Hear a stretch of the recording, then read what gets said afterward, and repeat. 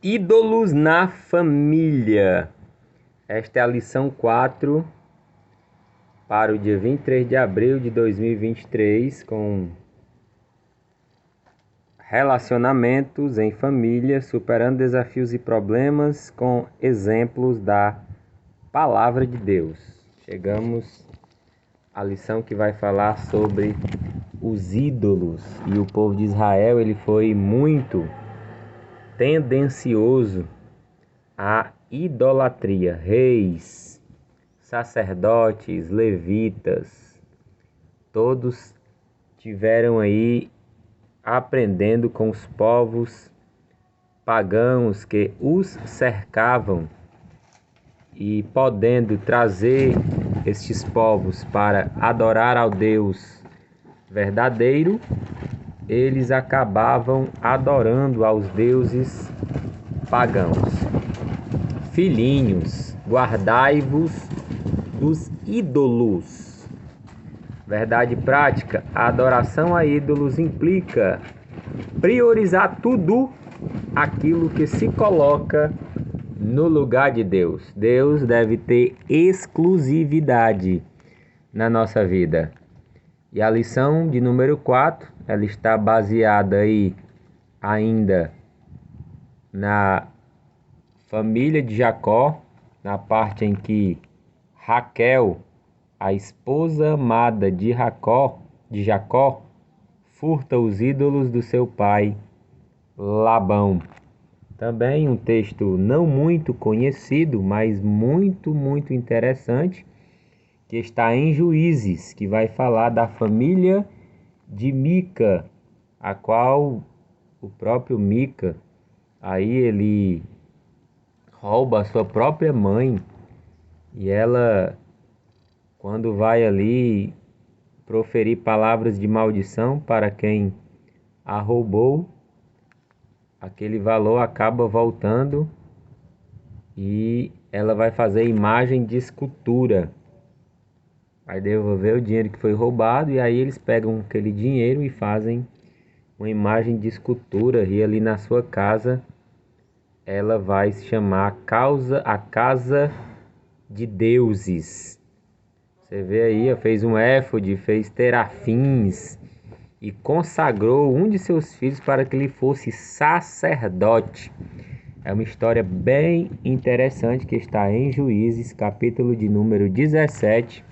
Aproveite para fazer toda a leitura do capítulo de Gênesis 31 e de Juízes 17. É onde vai fundamentar a lição de número 4.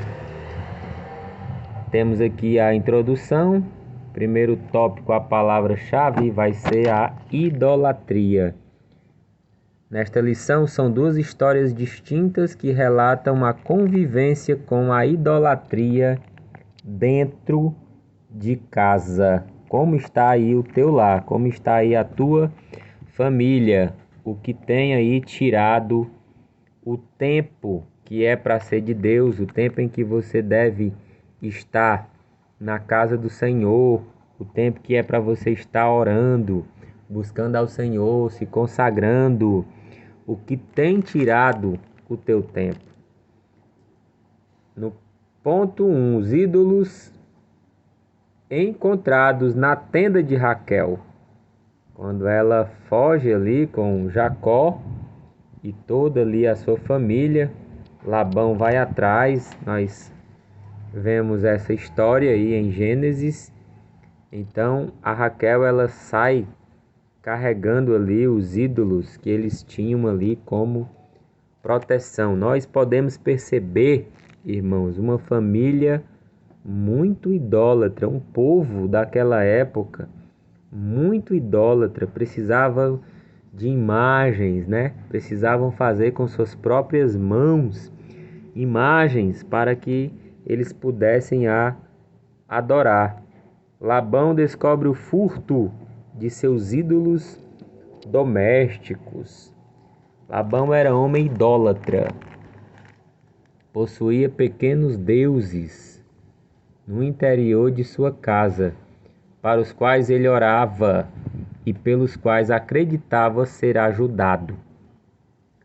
Eram, na verdade, terafins, fabricados de madeira, pedra ou barro, cujas imagens eram veneradas e adoradas como amuletos para proteção familiar e pessoal.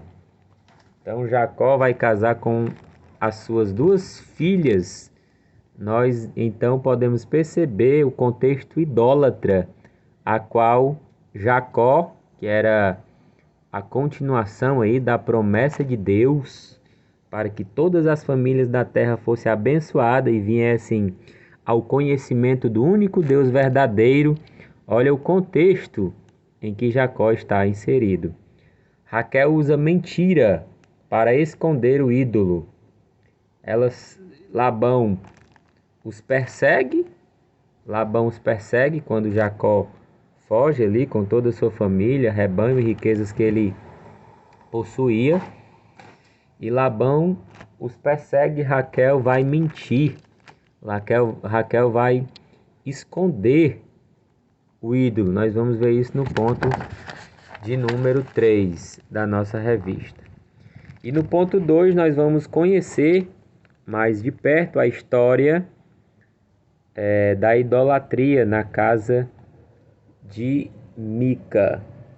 A idolatria e o caráter antiético de Mica está em Juízes, capítulo de número 17. Apesar de um nome especial, cujo significado é quem é como o Senhor nosso Deus. Olha só o significado dele. Mica não correspondia à importância do nome que tinha, porque não honrava a Deus em sua vida. Ele tinha uma família, embora o relato bíblico não cite sua esposa. Sua mãe vivia com ele e era muito rica. O povo que vivia na região montanhosa de Efraim tinha se corrompido por causa da idolatria. Moisés, na lei, deixou muito claro para que eles não fizessem alianças com aqueles povos, já temendo a idolatria. E é exatamente o que acontece. O povo faz aliança com os seus vizinhos e acabam por se tornarem idólatras. Ponto 2, nós vamos ver a abominação de Mica. Tudo isso, essa história está em Juízes 17. Você aproveita que no 18 tem a continuação da história dessa família. Mica havia construído em sua casa um santuário para pequenos deuses, ou seja, terafins. E tinha este homem Mica uma casa de deuses, olha só, e fez um éfode e terafins e consagrou a um de seus filhos para que ele fosse por sacerdote. Mica havia roubado a própria mãe sem que ela soubesse. Nós percebemos aqui muitos erros, né? Um filho roubando a própria mãe. Eles fazendo aí vários deuses e colocando dentro da sua casa. Então sua mãe vai amaldiçoar e ele, temendo sofrer com a maldição da mãe, Mica foi à casa dela e confessou seu pecado e a restituiu completamente. Então ele devolve o dinheiro e a sua mãe retirou a maldição e tomou parte do dinheiro e o deu aos ouvires para que fizessem imagens de escultura para a casa de Mica. Mica tinha uma casa de deuses. Olha só, irmãos, um período que antecede o período dos reis de Israel. Como que se vivia as famílias daquela época. Por isso que a revista nos orienta a tirar lições das histórias bíblicas de como não fazer, né, meus irmãos? Os filhos não vão roubar suas mães não vão incentivar que seus filhos sejam idólatras, como a mãe de Mica fez. Pelo contexto bíblico, a família de Mica era de judeus, mas desviada da fidelidade a Deus. Servia aos falsos deuses, representados por pequenos ídolos chamados de terafins. Mica e seus familiares afirmavam estar servindo também ao Deus de Israel. Entretanto, naquele período histórico do tempo dos juízes, olha que texto incrível. Cada um fazia o que lhe parecia certo. Então nós vemos uma total descrença e distância deste povo, porque eles faziam cada um o que lhe parecia certo. E não é assim que nós devemos viver. Nós devemos viver de acordo com a vontade de Deus e de acordo com a palavra de Deus e não de acordo com a nossa própria vontade. Vamos ver aqui a sinopse do ponto 2. Imerso em um período de abandono à lei de Deus, a lei que Moisés escreveu, e sincretismo religioso em Israel, Mica comete uma série de abominações enraizada na idolatria e no politeísmo pagão. O ponto de número 3. Aplicações para os nossos dias atuais. Em ambas as histórias citadas de Raquel e de Mica, a crença em ídolos domésticos indicava a forte influência pagã em lares israelitas. Quando o crente, irmãos, ele vai ser influenciado pelo mundo, os lares se tornam idólatras. Quem são seus influenciadores? Isso vai dizer muito sobre o teu lar. Isso vai dizer muito sobre a tua casa. Quem é que te influencia? É a televisão? É a novela? São os filmes de Hollywood? São os filmes da Netflix? Quem é que está tomando o maior tempo na tua vida? É o Instagram? É o YouTube? É o WhatsApp? Isso vai dizer muito sobre a influência.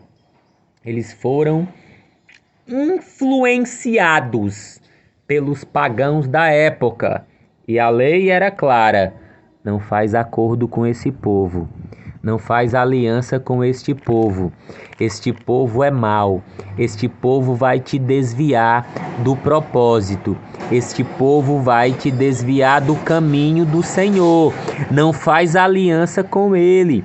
Investe tempo na leitura da Bíblia, na leitura da palavra, na oração, no jejum, na consagração, na ida à igreja do Senhor.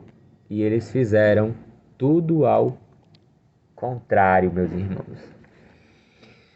Os ídolos domésticos dos tempos atuais. O apóstolo João enfrentou em seu ministério um problema com ídolos caseiros de famílias cristãs que tinham dificuldade em abandoná-los. Por isso o apóstolo aconselhou: filhinhos, guardai-vos dos ídolos. Para uma pessoa não crente em Cristo, a vida cristã é irreal, já que o que se vive no mundo, vive-se pelo que se vê e sente, e não pelo que a vida cristã exige. Ora, os ídolos são temporários e representam aquilo que é falso e vazio, porque são enganosos. Qualquer coisa pode se tornar um ídolo dentro de casa. Um emprego, um carro, um dinheiro, um filho, um pai, uma mãe, um estilo de vida. Como identificar a idolatria dentro do teu lar?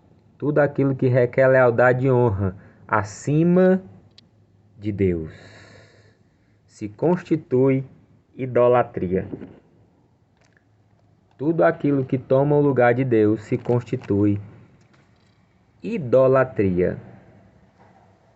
O ídolo nada é no mundo, por isso é um perigo endeusar pessoas. E temos visto muito, né, irmãos?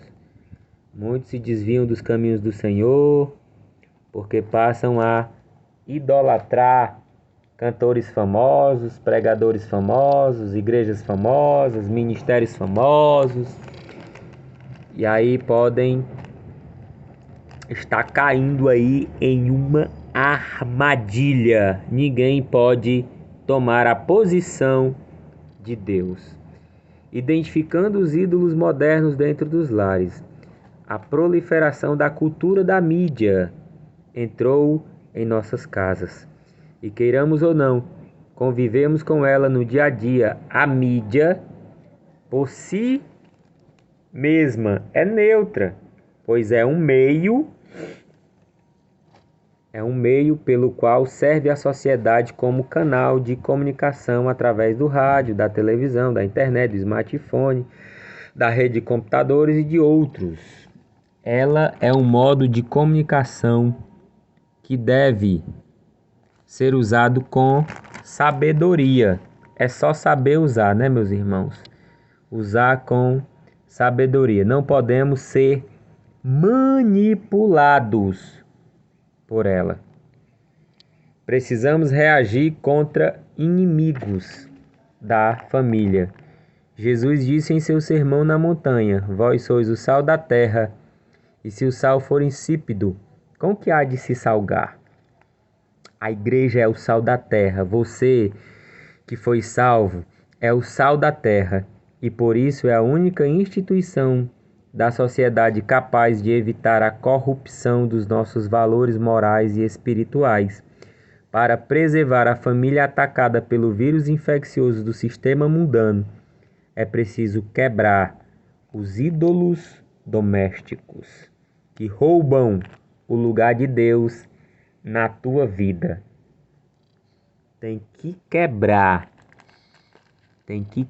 o que está tomando o tempo de Deus na tua vida.